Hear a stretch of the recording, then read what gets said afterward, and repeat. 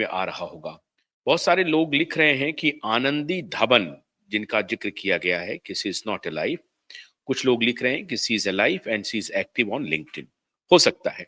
सवाल यह है कि आज जिन हत्याओं का जिक्र यहां पर किया गया है, उन हत्याओं की जांच कौन करेगा?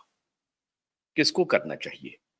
मुंबई पुलिस को करना चाहिए, सीबीआई को करना चाहिए, या किसी और को करना चाहिए? हम उनकी संज्ञान में ला रहे हैं। ये वीडियो अवेलेबल है। जिन्होंने ये अकाउंट दिया है कि दिशा और सुशांत के पहले भी मौतें हुई और दिशा और सुशांत की मृत्यु के बाद भी मौतें हुई, और वो सारे लोग एसएसआर टीम के सदस्य के रूप में काम कर रहे थे, और जिसका जिक्र अब दिशा के पिता कर रहे हैं। दिशा के पिता कह रहे हैं कि मेरी बेटी देश के लिए काम कर रही थी और वो सुशांत के साथ मिलकर काम कर रही थी और बहुत ही गुप्त तरीके से ऑपरेशन को अंजाम दे रही थी, और लगभग वो अपने कंक्लूजन पर पहुंच चुकी थी। जल्द ही वो एक्सपोज करने वाले थे। जो काम हमारी बेटी ने अधूरा छोड़ा है, या जिसको इन हत्यारों ने, इन माफियाओं ने अधूरा छोड़ने पर मजबूर कर दिया, वो काम हम पूरा करेंगे। ऑन रिकॉर्ड दिशा के पिता सतीश सालियान आकर के कह रहे हैं। अब मैं देश के सामने ये रख रहा हूं कि क्या सुशांत और दिशा दोनों राष्ट्र की सेवा कर रहे थे? अगर आपको याद नहीं हो ठीक से, तो मैं आपको याद दिलाना चाहता हूं कि कुछ दिन पहले मैंने रॉ के बहुत ही बड़े और जिम्मेदार ऑफिसर का इंटरव्यू दिखाया था, जिसमें उन्होंने कहा था कि अफगानिस्तान, पाकिस्तान, दुबई और मुंबई का बॉलीवुड, इसका बहुत गहरा रिश्ता हुआ है पिछले 30-35 वर्षों में। और जो अंडरवर्ल्ड जिसको आप कहते हैं या डी कंपनी कहते हैं, डी कंपनी जैसी बहुत सारी कंपनियां हो गई हैं जो अंडरवर्ल्ड के रूप में मिलके काम कर रही हैं, और वो सभी ब्लैक मनी, जो ब्लैक मनी का मतलब नकली नोट का कारोबार करते हैं, और अवैध हथियार का कारोबार करते हैं, ड्रग का कारोबार करते हैं, और इसका एक बहुत बड़ा पैरेलल इकोनॉमी है। आपको मालूम होगा कि 13,000 करोड़ का ड्रग, ये मैं नहीं कह रहा हूं, ये भारत सरकार का ऑफिशियल स्टेटमेंट है, 13,000 करोड़ रुपए के मूल्य के ड्रग की बरामदगी हुई दिल्ली से, और उसमें 15 किलोग्राम ड्रग, लगभग लगभग 1,000 करोड़ से भी अधिक के वैल्यू का जो ड्रग था, वो मुंबई ले जाना था। और उसके लिए एक व्यक्ति जो मुंबई से आया था, उसे भी दिल्ली पुलिस ने गिरफ्तार कर लिया।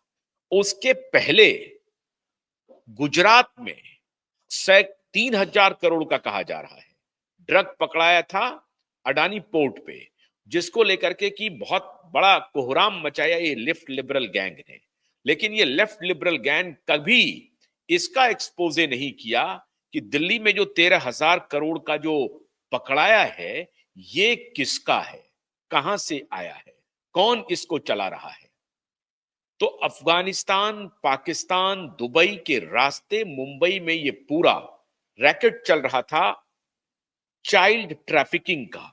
और ये कहा जा रहा है कि दुबई में 6 रैकेट और मुंबई में पैरेलल 6 रैकेट को चलाने के लिए एक बहुत बड़ा गिरोह है जो वहां काम कर रहा था। और अभी कुछ दिन पहले आपने देखा होगा कि बांद्रा के एक कैफे से लड़कियों की बरामदगी हो रही है, वो भी ट्विटर और एक्स के प्लेटफॉर्म पे उसका वीडियो काफी वायरल हुआ था कि कैसे तहखाने से लड़कियां निकल रही हैं, और जब जब पुलिस ने वहां पर दबिश दिया तो उनको निकाला गया। पुलिस वही चीज आपके प्रकाश में लाती है जो छिपा नहीं पाती है, बाकी जो चीज को छिपा पाती है वो छिपा ले जाती है, और परमबीर सिंह इसमें बहुत ही माहिर था। ये बात, ये जो वॉर अगेंस्ट नेशन है, ये उसका मामला है। और कल सतीश साल्यान और नीलेश ओझा जी ने, खास तौर से एडवोकेट नीलेश ओझा जी ने इशारा किया है कि एक इंटरनेशनल तथाकथित चैनल के साथ मिल करके आदित्य ठाकरे, जिसका रिश्ता अब कहा जा रहा है कि सोरोस की पूरी कम्युनिटी से है, और उसमें ये कुणाल कामरा गैंग जो है ये पूरा एक्टिव है, पूरा लेफ्ट इकोसिस्टम इसमें इसमें एक्टिव है। और अभी हमारे बहुत सारे दर्शक लिख रहे हैं कि राजीव मसंद बुली करता था और डार्क आर्टिकल लिखने का काम करता था सुशांत के खिलाफ। और ये राजीव मसंद और ये जो पत्रकार हैं, जो जाने माने पत्रकार जिनकी पत्नी अभी राज्यसभा की सदस्य बनी है, जिनका नाम राडिया टेप में आया था, जिनका नाम कैश फॉर वोट में आया था, और जिनको कई बार पब्लिकली अपमानित होना पड़ा है, विदेशों में भी देश में भी, माननीय राजदीप सरदेसाई, उनका कहा जा रहा है कि उन दोनों का बड़ा अच्छा रिश्ता था। जब ये न्यूज 18 जब चैनल हुआ करता था, और आज भी है न्यूज 18, लेकिन जब अंबानी समूह ने नहीं खरीदा था और उसके प्रोमोटर थे राघव बहल, तब राजीव मसिंद और इनका बड़ा ही हॉबनॉबिंग हुआ था। और ये राजीव मसंद आज भी एक्टिव था। बाद में राजीव मसंद ने कहीं पर, हमने देखा नहीं एग्जैक्टली, लेकिन उन्होंने माफी मांगी थी। ये जो हमारे दर्शक लिख रहे हैं, जो दर्शक जानकारी दे रहे हैं, ये मैं आपको बता रहा हूं। ये बात सच है कि कुछ पत्रकारों ने सुपारी ली और पोट्रे, अभी भी देखिए कि सत्यमेव जयते का नाटक चलना शुरू हुआ, और कल मिड डे ने एक अलग कैंपेन शुरू किया। वो कैंपेन शुरू किया कि दिशा डिस्ट्रेस थी, डिप्रेशन में थी। क्यों? उनके पिता का कुछ दूसरा चक्कर चल रहा था, और ये जो पैसा देती थी, तो वो वहां पर दे देते थे। मतलब इस तरह का वीसीएस कैंपेन ये मीडिया वाले कर रहे हैं। जनता की अदालत में सारे फैक्ट्स को मैं रख रहा हूं, और आपसे बढ़ करके कोई अदालत नहीं है।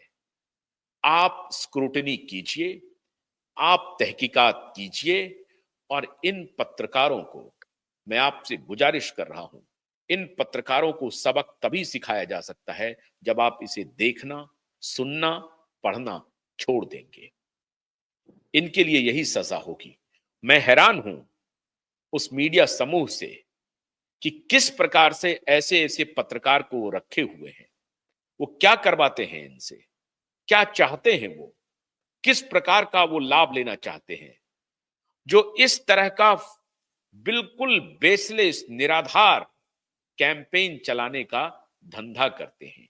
ये तो आपके पास है। अब उस धंधे को blow by blow doctor Arvind Kushwaha expose करेंगे, वैज्ञानिक साक्ष्यों से। डॉक्टर कुशवाहा, अब मैं आपके सामने रख रहा हूं, प्लीज अब आपका जो आज का एक्सप्लेनेशन है, वो इन पत्रकारों के मुंह पर करारा तमाचा होने वाला है। डॉक्टर कुशवाहा। नमस्कार आशुतोष